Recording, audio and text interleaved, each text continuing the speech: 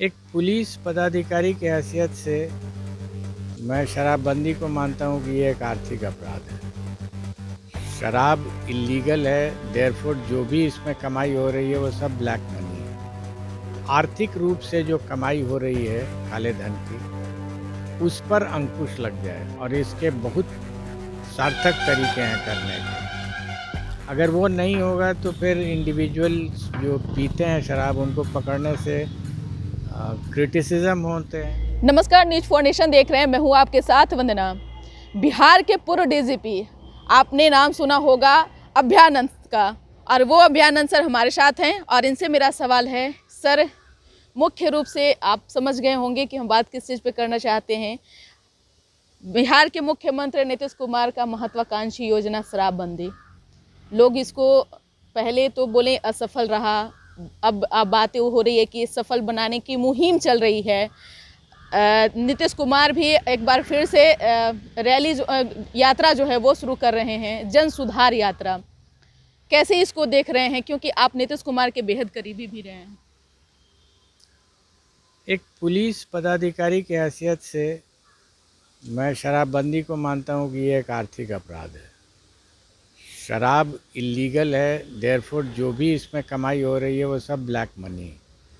और black money को contain करने के लिए व्यवस्थाएं हैं, कानून हैं। कुछ कानून इस शराब के निरोध के लिए जो कानून सरकार ने बनाया है वो भी उसी में शामिल है। हालांकि उसमें और भी कई तरह के प्रावधान हैं, लेकिन मुख्यतः पुलिस का इसमें रोल होना चाहिए।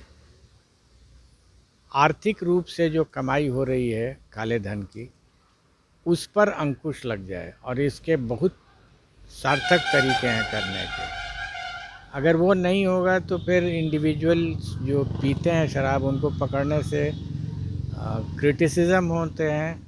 मैं ये नहीं कहता हूँ कि उनको नहीं पकड़ना चाहिए, लेकिन अगर सिर्फ उन्हीं पर ही पकड़ने पर जोर होगा, उनको ही पकड़ने पर, तो उसका इम्पैक्ट बहुत नहीं पड़ेगा। शराबबंदी को सफल बनाने के लिए नीतीश कुमार जो है बड़े बड़े अधिकारियों को जो है वो जिम्मा सौंप रखे हैं। डीजीपी हो, आईजी हो, बड़े बड़े अधिकारी रैंक के जो लोग हैं उन पे वो जिम्मेवारी सौंप रखी है। मौजूदा जो डीजीपी हैं वो हर जगह ताक झाँक करते चल रहे हैं कि शराब की बोतलें जो है वो कहाँ पे है। शराब की बोतलों को हम अगर पकड़ते हैं तो ये शराब जो है बंदी पे हम लगाम लगा सकते हैं। आप इसको किस रूप में देख रहे हैं, क्योंकि आप भी एक बड़े अधिकारी के रूप में काम कर चुके हैं। बोतल पकड़ने से ये नहीं रुकेगा, जो ब्लैक मनी जनरेट हो रहा है उसको पकड़ने से ज़रूर रुकेगा। आप अगर अधिकारी होते तो अभी क्या कुछ इस पे करने की। जिस समय कानून नहीं बना था ये, उस समय मैं था बिहार में डीजीपी, और उस समय 3 मेजर हुज ट्रेजिडीज़ हुई थी। ये कानून उपलब्ध नहीं था। तो ये जो फ्लैश मेरे मन में आया था जिसकी चर्चा मैं अभी कर रहा हूँ, वो यही था कि इसको अगर सिर्फ एक्साइज एक्ट में डाला जाए तो टूथलेस एक्ट है, उसमें कुछ होता नहीं है। मैंने उसको आर्थिक बना दिया। अब तो डायरेक्टली ये आर्थिक हो गया, क्योंकि 100% ये इलीगल एक्टिविटी है। तो जो भी पैसा इससे अर्न हो रहा है सब आर्थिक ब्लैक मनी है। और ब्लैक मनी को कंटेन करने के लिए लोग जानते हैं पुलिस में कि कैसे किया जाता है।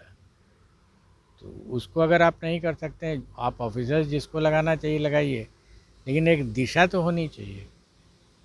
दिक्कतें कहाँ पे हो रही है सर, समस्याएं कहाँ हो रही मैं नहीं जानता हूँ, चूँकि डिटेल्स मैं नहीं पढ़ता हूँ। सोशल मीडिया में जो निकलता है वो मैं देख रहा हूँ। मैं यही देख रहा हूँ कि शराब का बोतल पकड़ा गया। आप 1000 बोतल भी पकड़ लेंगे तो 1001वां मैन्युफैक्चर हो जाएगा। बिल्कुल। इसलिए मेरा कहना यह है कि आप कहीं से बाहर से आ रहा है शराब, उसको आप बॉर्डर पर कितना रोक पाइएगा? पोरस बॉर्डर है। जो आदमी मंगवा रहा है उसके प्रॉपर्टी से उसको आप महरूम कर दीजिए। वो आप ही के अंदर में रह रहा है, उसको आप महरूम कर दीजिए। आप देखिए कैसे वो मज़े के लिए नहीं कर रहा है, वो पैसा के लिए कर रहा है। तो सबसे पहले उस पे अगर शिकंजा लगाया जा सकता है तो। पैसा पैसा उसका जो पैसा है, उस आदमी को आप पकड़ भी लीजिएगा, ज़्यादा चांस है कि वो बोतल के साथ नहीं पकड़ा जाएगा, क्योंकि वो बैकग्राउंड से ऑपरेट कर रहा है, he is operating in terms of money, that money has to be confiscated, उसको ब्लैक मनी से महरूम करना पड़ेगा। आप उसे घर में जाइएगा तो ज़्यादा चांस है कि बॉटल्स नहीं मिलेंगे आपको।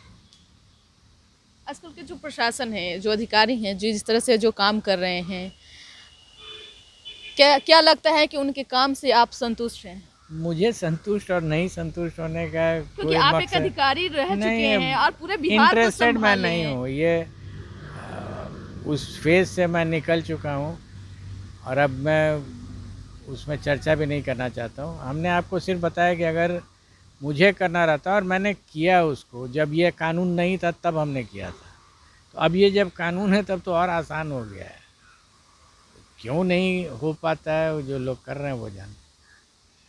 बिहार के मुख्यमंत्री नीतीश कुमार कहते हैं कि बिहार में सुशासन की सरकार है, जीरो टॉलरेंस की बात करते हैं। आप भी सोशल मीडिया पे मुहिम चला रहे हैं, कैसे? मुहिम मेरा नहीं है, मेरा कोई मुहिम नहीं है। कुछ लिख देता हूँ, जो मेरा तजुर्बा था वो मैं लिख देता हूँ, लेकिन उसमें कोई वैल्यू एडेड मैं नहीं बात करता हूँ। I can't add value to whatever is happening today. लेकिन सर अफसोस तो होता होगा ना कि आप जो काम कर चुके हैं और जो एक अधिकारी काम कर रहे हैं, तो ये तो ज़रूर लगता होगा, अगर कोई भी अधिकारी ये रहेंगे ये तो ज़रूर सोचेंगे काश कुछ ऐसा होता। नहीं, उस वैसा कोई अफसोस नहीं होता है, क्योंकि अब मैं उस सब के लेवल के ऊपर चला गया हूँ। ना बहुत खुशी होनी है, ना बहुत अफसोस होना है। शराबबंदी को किस तरह से सफल बनाया जाए, क्या कुछ आपके पास कुछ वैसी उसकी मैंने आपको बता दिया ना कि मेरे पास रेसिपी क्या होगी, जो हमने किया था वो मैं शेयर कर सकता हूँ।